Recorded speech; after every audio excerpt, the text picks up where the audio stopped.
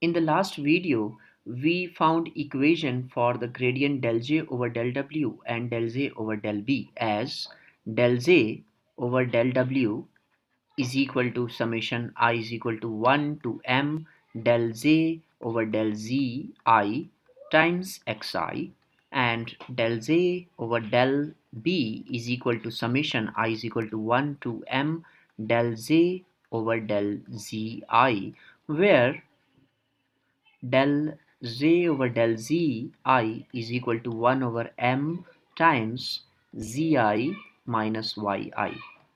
So we already derived these equations, and using for loop we can implement to find del Z over del W and del Z over del B. How we can find?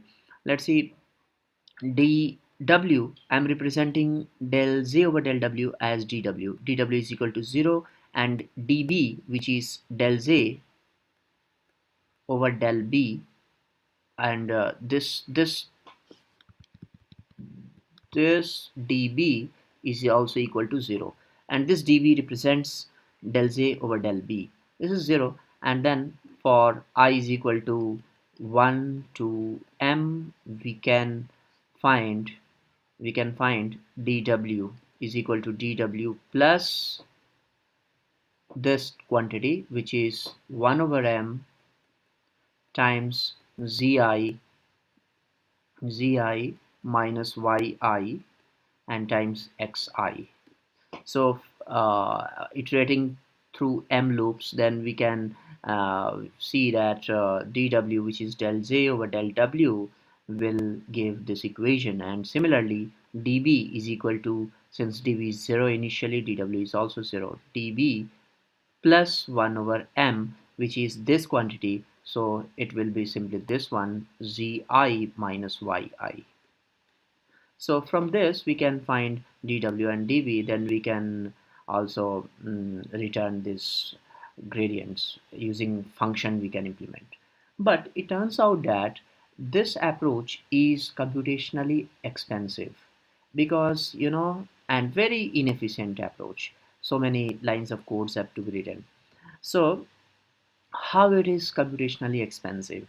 Because this for loop will be executed sequentially to find dw and db, and in deep learning, where complex equation for the gradient is there, then we will have to implement for loop inside for, then it will be order of n square or n cube, something like that. And if millions of data are there, then in that case this will be very slow. So this is going to be very inefficient, so we won't use this one. So what we are gonna do is to vectorize this equation and this equation. We are vectorize.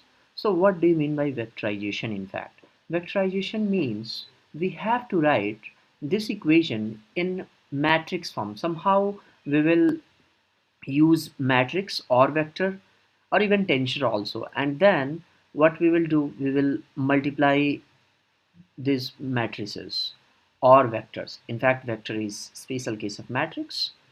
So, or even tensor is also there, so tensor operations will be there. And by the way, we have uh, fortunately such a library in Python, that is NumPy, in which we can implement it. So let's vectorize this equation. So here, first of all, we are going to define del J over del Z, this vector. And by the way, we have the value of del Z over del Z1, del Z over del Z2, likewise. So this vector will be del Z over del Z1, del Z over del Z2, and so on, up to del Z over del Zm, and all the values are known through this equation, since we have this quantity, right? And this is also gradient of Z with respect to Z, so I may write like this, del Z with respect to Z, right? And we have also x vector known, that is the input vector, and this input vector is x1, x2, xm, likewise. So what we can do is to take the transpose of x, which will be x transpose, as this row is going to change into column. So it will be x1, x2, xm. And now the dimension of xt is m times 1, and dimension of del z over del z is 1 times m. So we can use matrix multiplication. If we multiply 1 times m times 1, so this times xt, then we have a single number that will be scalar, right? And we will get this value. So basically del z over del w will be nothing but matrix multiplication of this 2. So del z over del z, this vector, times x transpose. And using this is just a single equation. No summation is involved in this equation, but actually when we multiply these matrices, we will obtain this equation only, right?